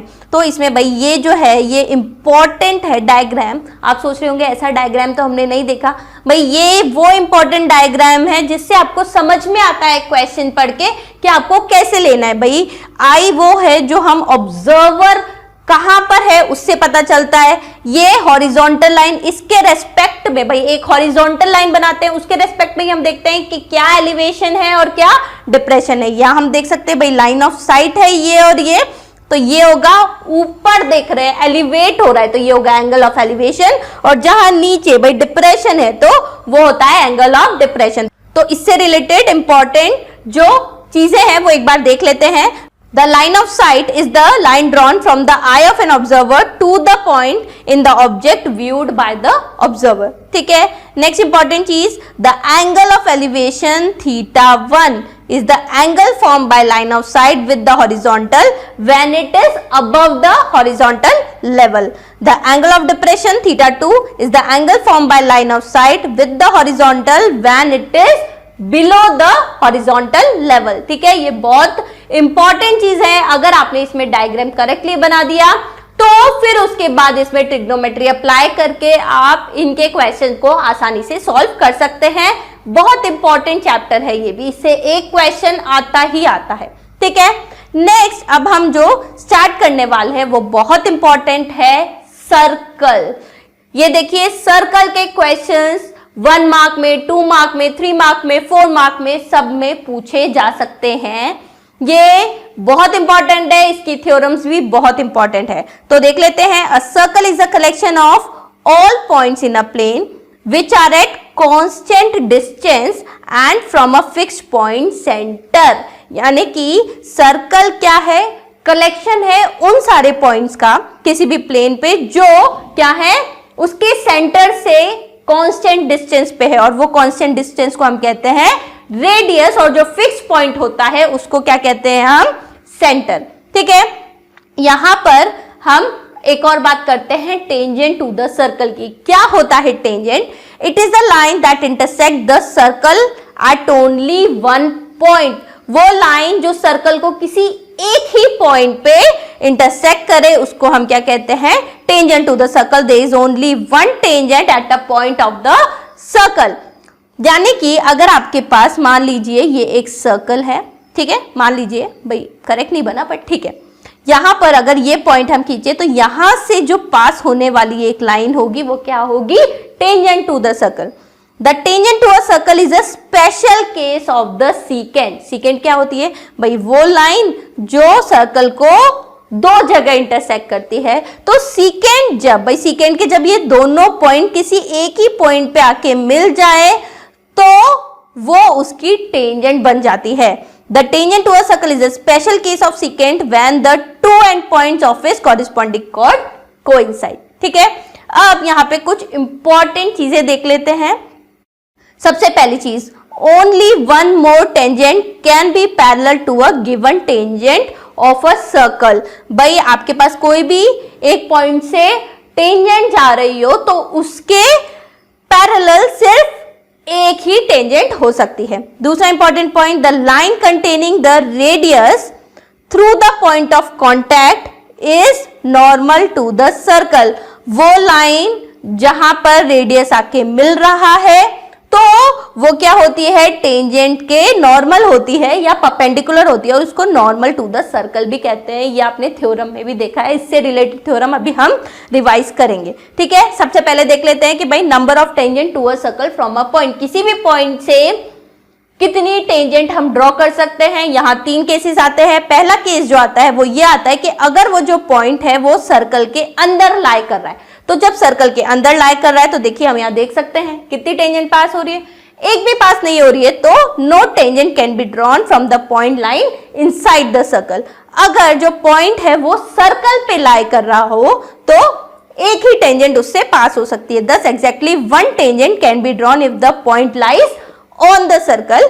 नेक्स्ट जो केस आता है वो आता है if the point lies outside the circle. अगर वो जो पॉइंट है जिससे हमें टेंजेंट खींचनी है वो अगर सर्कल के बाहर लाई करता है तो उस केस में हम कितनी टेंजेंट खींच सकते हैं? Exactly 2 tangent. thus exactly 2 tangents can be drawn if the point lies outside the circle। ठीक है, अब सर्कल से रिलेटेड कुछ इंपॉर्टेंट थ्योरम्स देख लेते हैं। बहुत बहुत इंपॉर्टेंट थ्योरम है, जनरली इसकी एप्लीकेशन पे क्वेश्चंस आते ही हैं, तो इसको ध्यान से देखें। इसका अगर आपको प्रूफ देखना है तो आप ई सरल ऐप को डाउनलोड कर सकते हैं, वहां इसके प्रूफ आपको मिल जाएगा। तो स्टेटमेंट है the tangent at any point of a circle is perpendicular to the radius through the point of contact. कहने का मतलब कि अगर किसी पॉइंट से हम टेंजेंट खींचे और वहां से रेडियस पास हो उसी पॉइंट से, तो वो क्या होगा? परपेंडिकुलर होगा, वो टेंजेंट उस रेडियस के परपेंडिकुलर होगी। ठीक है, नेक्स्ट जो थ्योरम है वो है if 2 tangents are drawn to a circle from an exterior point, then भाई अगर कोई सर्कल है, एक्सटीरियर पॉइंट से हमने 2 टेंजेंट खींची, तो उस केस में जो चीजें होती है वो होती है भाई पहली चीज the tangents are equal in length. जो दोनों टेंजेंट खींच सकते हैं हम उस पॉइंट से, वो दोनों टेंजेंट बराबर होगी। इस केस की बात करें तो PA will be equal to PB। Next जो आता है the tangent subtend equal angle at the centre. जो ये टेंजेंट है ये सेंटर पे इक्वल एंगल सबटेंड करती है, मतलब angle POB will be equal to angle POA। Next जो आता है the tangents are equally inclined to the line joining the point and centre of the circle. ये इस पॉइंट से भाई लाइन जॉइनिंग से और सेंटर से क्या होगी? इक्वली इंक्लाइंड होगी, यानी ये एंगल इस एंगल के बराबर होगा। ठीक है, तो चलिए स्टार्ट करते हैं कंस्ट्रक्शन। आप सोच रहे होंगे मैम कंस्ट्रक्शन में भी क्या रिवीजन होगा? अरे भाई हो सकता है एक बार देख तो ले कि कैसे कैसे क्या क्या चीज कंस्ट्रक्ट करेंगे, फटाफट से रिवाइज हो जाएगा, दिमाग में आ जाएगा। उसके बाद इम्प्लीमेंट करना है, इम्प्लीमेंटेशन के लिए आप अपना कंपास, स्केल, पेंसिल, इरेजर लेके उसको इम्प्लीमेंट भी कर लेना। ठीक है, तो चलिए स्टार्ट करते हैं। कंस्ट्रक्शन में हम जो जो चीज़ें देखते हैं या जो चीज़ें आपने कर रखी है वो क्या है भाई? एक तो डिवीजन है लाइन सेगमेंट का किसी भी रेशियो में, ट्राइंगल का कंस्ट्रक्शन, टेंजेंट का कंस्ट्रक्शन और सिमिलर ट्राइंगल का कंस्ट्रक्शन। तो सबसे पहली चीज़ जो आपने देखी हुई है वो है dividing a line segment in the given ratio. कि कोई भी अगर आपके पास लाइन दी हुई हो तो उसको किसी रेशियो में आपको डिवाइड करना है। तो इसके लिए हम ये जितनी भी चीजें कंस्ट्रक्शन की जो भी चीजें यहाँ पर देखने वाले हैं, हम क्या करेंगे, सब एक एक एग्जाम्पल से देख लेंगे ताकि उससे के पैटर्न के जो भी क्वेश्चन आए वो हमारे कवर हो जाए। तो सबसे पहले डिवाइडिंग अ लाइन सेगमेंट। एक लाइन सेगमेंट है 10 सेंटीमीटर की और इसका रेशियो दिया गया है 3:2। तो देखिए हमने ये लाइन खींच ली AB 10 सेंटीमीटर की। अब जिस रेशियो में इस लाइन सेगमेंट को डिवाइड करना होता है, जैसे यहाँ पर दिया हुआ है 3:2, तो हम क्या करेंगे भाई 3:2 यानी 3 + 2 कर लेंगे। कितना आया? 5 आया। तो क्या करेंगे, A पॉइंट से एक एंगल खींचेंगे, जो एंगल होना चाहिए एक एक्यूट एंगल, और यहाँ पर A पॉइंट से क्या करेंगे, कंपास को लेंगे, कंपास का जो पिन पॉइंट है वो A पे रख के एक आर्क खींचेंगे यहाँ पर। ठीक है, ये जनरली 1 सेंटीमीटर, मतलब आप अंदाजे से एक पर्टिकुलर आर्क ले लें। ठीक है, अब इसी लेंथ का जो आपने ये आर्क खींचा है, इसी लेंथ के हमें कितने आर्क खींचने होते हैं? इस टोटल के बराबर, यानी 3 + 2 5। तो यहाँ पर ये हम 5 आर्क खींच लेते हैं। उसके बाद क्या करते हैं भाई, आपका जो ये 5th पॉइंट है इसको हम ज्वाइन कर लेते हैं B से, साथ में हमने इन पॉइंट को नाम भी दे दिया, तो B से इसको ज्वाइन कर दिया। अब क्या करेंगे, किस रेशियो में डिवाइड करना है? 3:2। तो यहाँ से जो ये इसका थर्ड पार्ट है x3, यहाँ से एक लाइन खींचेंगे इस तरह के वो x5B के पैरेलल हो। और पैरेलल के लिए हम क्या करते थे भाई, पैरेलल के लिए हम क्या करते थे, यहाँ से एक आर्क खींचते थे। ये आर्क जिस लेंथ का है उसी लेंथ का आर्क हम x3 से खींच देंगे। उसके बाद ये पॉइंट से यहाँ तक का कंपास से क्या करेंगे, एंगल मेजर करेंगे और उसी का ही आर्क यहाँ पर कट कर देंगे। तो ये जो लाइन आई x3c ये क्या है, x5b के पैरेलल है। यानी कि अब देखिए ये जो ए बी लाइन है इस पॉइंट से किस रेशियो में डिवाइड हो गई, 3:2 में, जो आ गया 6 सेंटीमीटर 4 सेंटीमीटर। ठीक है, आसान है, रिवीजन ही चल रहा है तो इसको फटाफट से बस देखते जाएंगे। नेक्स्ट हमें क्या करना है, एक ट्राइंगल कंस्ट्रक्ट करना है जिसकी आपको साइड दी हुई है, और हमें एक दूसरा ट्राइंगल कंस्ट्रक्ट करना है जो ये जो गिवन ट्राइंगल है 5, 6, 7 सेंटीमीटर साइड का, इसका 7/5 हो। अब ये 7/5 क्या है भाई, हमारे पास जितने भी सिमिलर ट्राइंगल कंस्ट्रक्ट करने के क्वेश्चन आते हैं उसमें आपको कोई ना कोई स्केल फैक्टर दिया हुआ होता है, और ये जो 7/5 है ये क्या है, ये उसका स्केल फैक्टर ही है। अब इसमें दो कंडीशन आती है, या तो स्केल फैक्टर ग्रेटर देन 1 हो या स्केल फैक्टर लेस देन 1 हो। अगर ग्रेटर देन 1 होगा तो जो आपका ट्राइंगल कंस्ट्रक्ट होगा वो आपके गिवन ट्राइंगल से बड़ा होगा, और स्केल फैक्टर 1 से छोटा होगा तो वो ट्राइंगल आपके गिवन ट्राइंगल से छोटा होगा। यहाँ पे हमें स्केल फैक्टर दिया हुआ है 7/5, बताइए क्या होगा। वेरी गुड, ये क्या होगा, आपके गिवन ट्राइंगल से बड़ा ट्राइंगल बनेगा। ठीक है, कैसे अंदाजा लगाया बड़ा है भाई, 7/5 1 पॉइंट समथिंग आएगा, उससे हमने अंदाजा लगा लिया कि ये जो ट्राइंगल होगा वो गिवन ट्राइंगल का बड़ा बनेगा। ये आपके लिए हो गई एक ट्रिक अंदाजा लगाने की कि हमारा सिमिलर ट्राइंगल कैसा बनेगा। ठीक है, तो चलिए स्टार्ट करते हैं। सबसे पहले क्या करते हैं, ट्राइंगल ड्रॉ कर लेते हैं। ट्राइंगल ड्रॉ करने के लिए अगर आपके पास साइड्स दी हुई है तो जो सबसे बड़ी साइड होती है, जैसे यहाँ पे 7 सेंटीमीटर की है तो उसकी हमने क्या करी, 7 सेंटीमीटर बीसी लाइन खींच ली। उसके बाद 5 और 6 सेंटीमीटर का आर्क कट करके हमने ये ट्राइंगल बना लिया। ये सिंपल ट्राइंगल है, ट्राइंगल बनाना आपको आता है। ठीक है, अब क्या करना है, मेनली हमें सिमिलर ट्राइंगल बनाना है जो 7/5 हो इस गिवन ट्राइंगल के लिए। तो इसके लिए क्या करेंगे, बी पॉइंट से सबसे पहले जो लेंथ है वो मार्क कर दे। भाई आप ट्राइंगल में जो भी जिस भी साइड के आप ट्राइंगल बना रहे हो उसका एंगल दिया है तो वो सारी चीज़ें मार्क ज़रूर करें। ठीक है, तो ये हमने एक लेंथ क्या करा, एक्यूट एंगल कर लिया बी से, और अब देखिए यहाँ पे 7/5 दिया हुआ है। तो ये जो आपका स्केल फैक्टर का रेशियो दिया होता है इसमें जो बड़ा नंबर होता है, जैसे यहाँ पे है 7, तो इससे हम क्या करते हैं, इस बड़े नंबर के number of arc B X पर खींच देंगे जो सारे एक दूसरे से इक्वी डिस्टेंस पे रहो। तो देखिए हमने यहाँ पर ये 7 आर्क खींच दिए और इसको नेमिंग भी दे दी। अब क्या करेंगे, जो आपका 5th पार्ट है इसका x5, यहाँ से एक लाइन खींचेंगे। कैसे खींचेंगे कि वो C पे कट करे और C को हमने एक्सटेंड कर लिया। ठीक है, ये C पर यहाँ पे जाके टच हो रही है। ठीक है, अब क्या करेंगे, इस x5c ये वाली जो लाइन है इसके पैरेलल एक लाइन खींचेंगे। किस पॉइंट से, x7 से। तो क्या करेंगे, पैरेलल के लिए हमें पता है यहाँ से आर्क खींचेंगे, उतने ही लेंथ का आर्क यहाँ से खींचा इस पॉइंट से और यहाँ पे एंगल मेजर किया, उसको कट किया और इसको ज्वाइन कर दिया x7c'। इसके बाद क्या करेंगे, ये जो आपकी AC लाइन है इसी के पैरेलल एक लाइन खींचेंगे जो C' से जाएगी।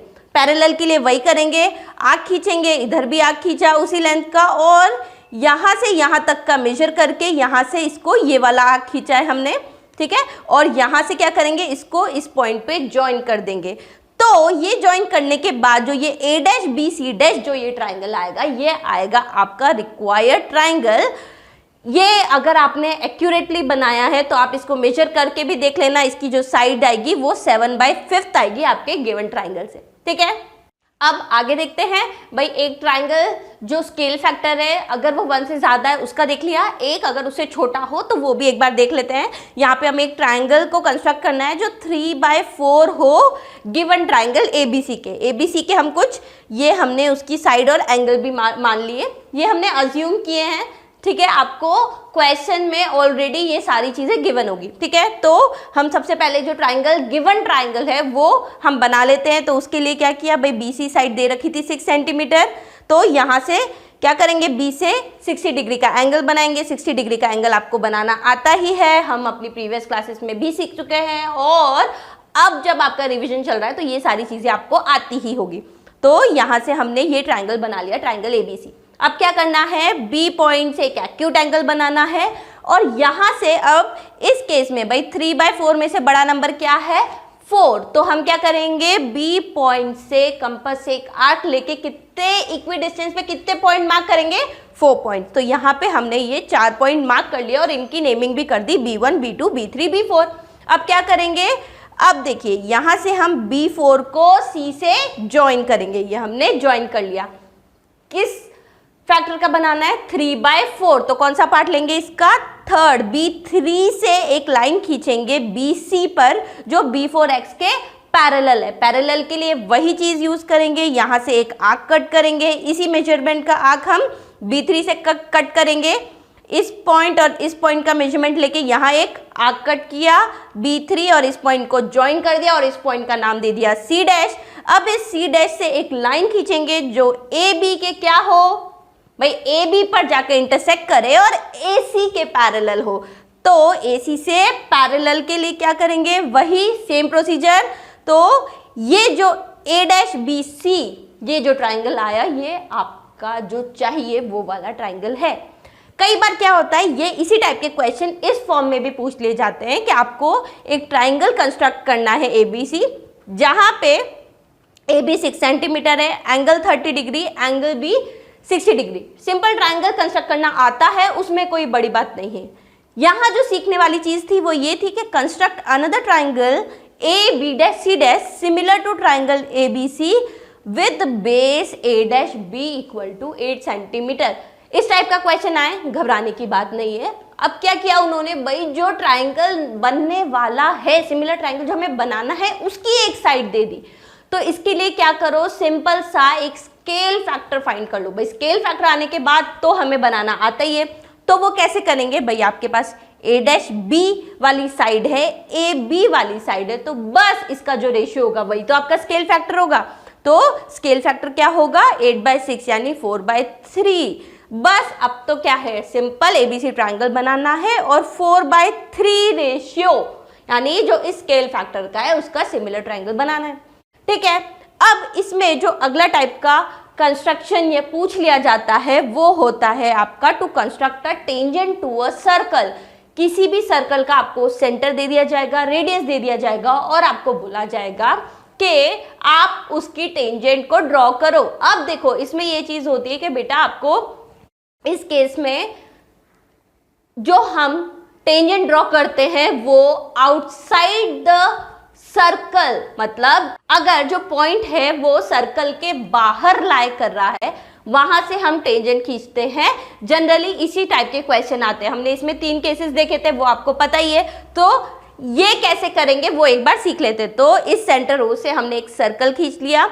अब देखिए हम एक पॉइंट ले लेते हैं P, जहां से हमें टेंजेंट खींचनी है। क्या करेंगे, OP को ज्वाइन कर देंगे।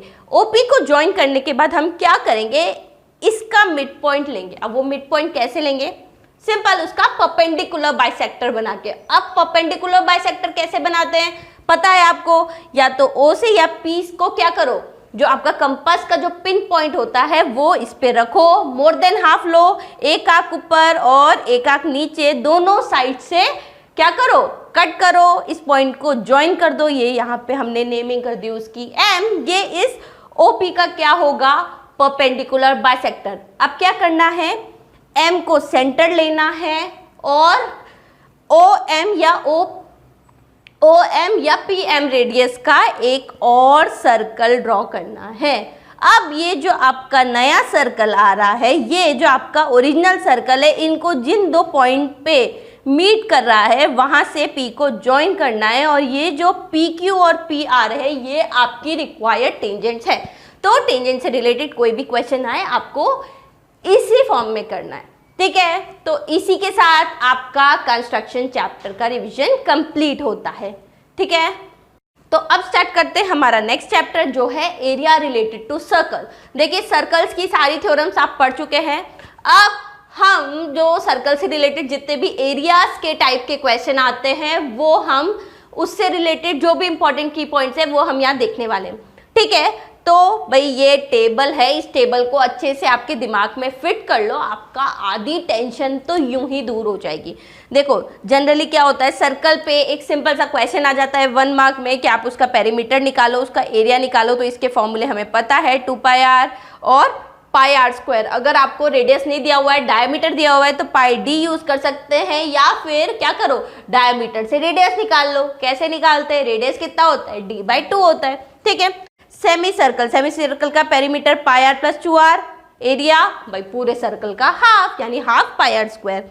रिंग का आउटर रेडियस दिया होगा, इनर रेडियस दिया होगा, तो इसका पेरीमीटर होगा क्या, 2 पाई आर प्लस आर। कैसे हुआ भाई, अंदर वाले का पेरीमीटर प्लस बाहर वाले का पेरीमीटर, कॉमन ही लिया है 2 पाई।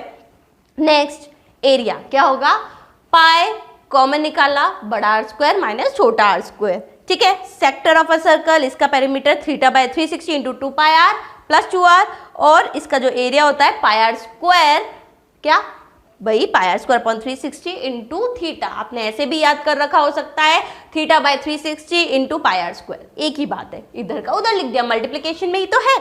नेक्स्ट है एरिया ऑफ सेगमेंट, तो इसका एरिया होता है pi are square upon 360 into theta minus area of this triangle. भाई आपका जो सर्कल है वो क्या होता है भाई, ये अगर उसका सेगमेंट है तो ये वाला होता है उसका मेजर सेगमेंट, और ये वाला होता है उसका कौन सा, माइनर सेगमेंट। तो बस इसका भी एरिया जो है वो आप आराम से निकाल सकते हैं, ठीक है। इससे रिलेटेड कुछ इंपॉर्टेंट पॉइंट्स है वो हम यहाँ देख लेते हैं। सबसे पहली चीज सर्कमफेरेंस ऑफ सर्कल, पता है ये कितना होता है, 2 pi are. Area of circle कितना होता है, पाई आर स्क्वायर। ये आपका सर्कल है, तो अगर आपसे इस आर्क ए बी की लेंथ ऑफ आर्क पूछ ली तो क्या होगा, θ/360 इंटू 2 पाई आर, ठीक है। और जो एक और टाइप का जो प्रोफाइल होता है इसके, जिसके क्वेश्चन जनरली पूछ लिए जाते हैं, वो होता है distant move by wheel in 1 rotation. तो ऐसे टाइप के क्वेश्चन में देखो वो जनरली कितना होता है भाई, एक रोटेशन में वो कितना घूमा, जितना उस सर्कल का क्या होगा, सर्कमफेरेंस होगा, तो ये क्या होगा, सर्कमफेरेंस ऑफ द व्हील।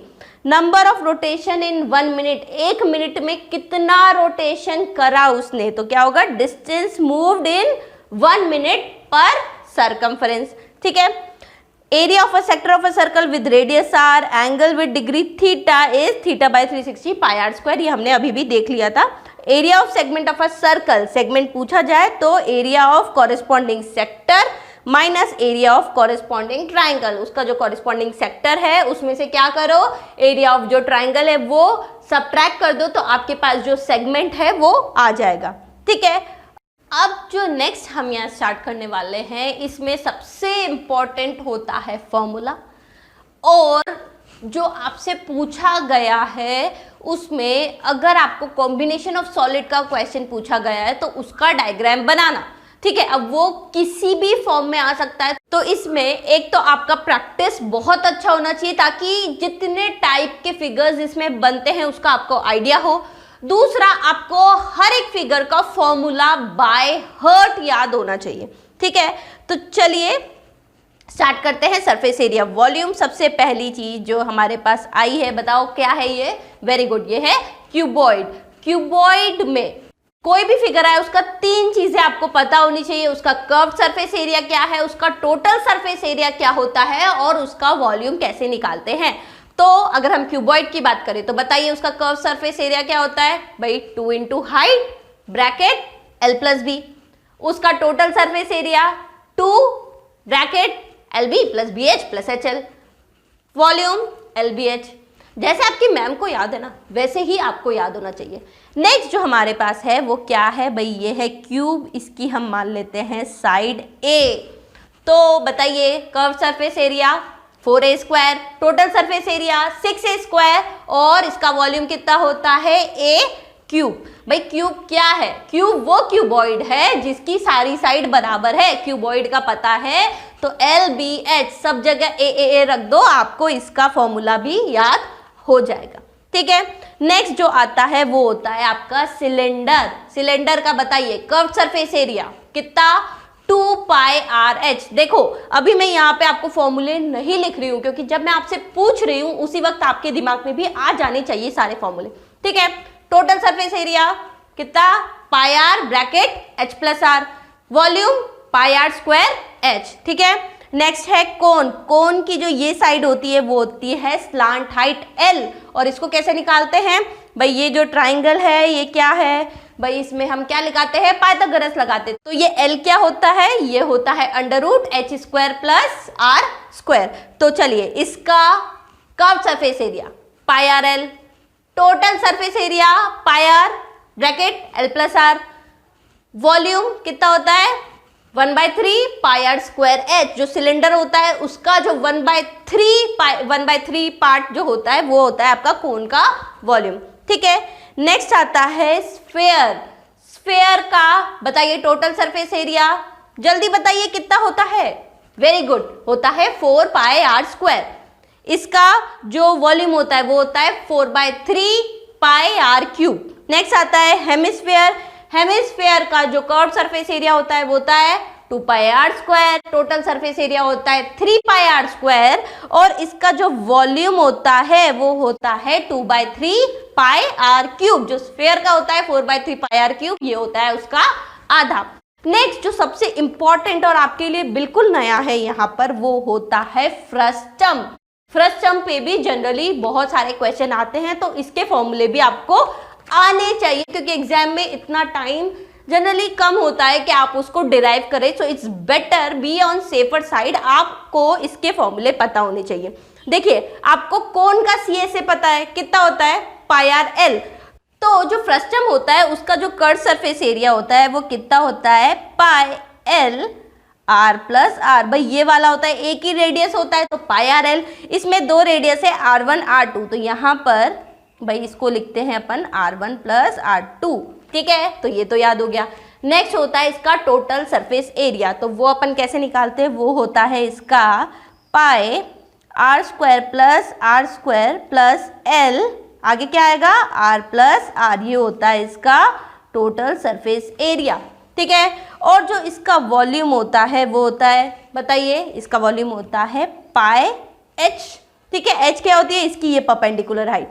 फिर उसके बाद ब्रैकेट में क्या होता है, दोनों रेडियस का स्क्वायर, इस केस में ये होगा r1 का स्क्वायर प्लस r2 का स्क्वायर प्लस क्या r1 r2 अपॉन कितना आता है 3।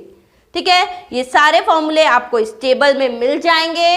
इस टेबल को बिल्कुल अपने दिमाग में फिट कर लीजिए, रोज सोने से जस्ट पहले इसको देख लीजिए, सुबह उठते ही इसको देख लीजिए। ऐसा रोज करेंगे तो जैसे बिल्कुल इसकी जो पिक्चर है वो आपके दिमाग में एकदम फिट हो जाएगी और इसके फॉर्मूले आप कभी नहीं भूलेंगे।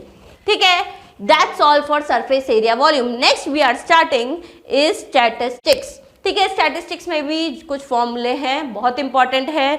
इसमें जो मीन निकालने के हमने तीनों मेथड पढ़े हैं उसके फॉर्मूले बहुत इंपॉर्टेंट है। सबसे पहला, the mean for the group data can be found by first the direct method where x mean equal to sigma fi upon sigma fi। इस केस में अगर आपको जो डिस्ट्रीब्यूशन है वो डायरेक्टली दिया हुआ है तो आप xi लेंगे, लेकिन अगर आपको क्लास साइज में दिया हुआ है तो क्या करते हैं भाई, कोई इंटरवल दिया हुआ है तो ये जो आपका xi होता है वो क्या होता है, वो होता है उसका क्लास मार्क, यानी upper limit plus lower limit by 2। ठीक है, तो sigma fi xi upon fi। Next आता है आपका assume mean method. Assume mean में क्या करते हैं, हम एक मीन अज्यूम कर लेते हैं और उससे जो फॉर्मूला आता है वो होता है a + sigma fi di upon sigma fi। यहाँ पे di क्या होता है, ये होता है डेविएशन, और हम कैसे निकालते हैं, ये होता है xi माइनस अज्यूम्ड मीन। ठीक है, नेक्स्ट आता है आपका स्टेप डेविएशन मेथड। इसका फॉर्मूला होता है a + a क्या है, अज्यूम मीन, जो हमने अज्यूम मीन मेथड में देखा था वही वाला a है ये, upon sigma fiui upon sigma fi into h, जहाँ पर h क्या होता है, h होता है क्लास साइज। ठीक है, और यहाँ पर जो ये ui आता है, ये ui क्या होता है, ये होता है xi minus a upon h, जो है क्लास साइज।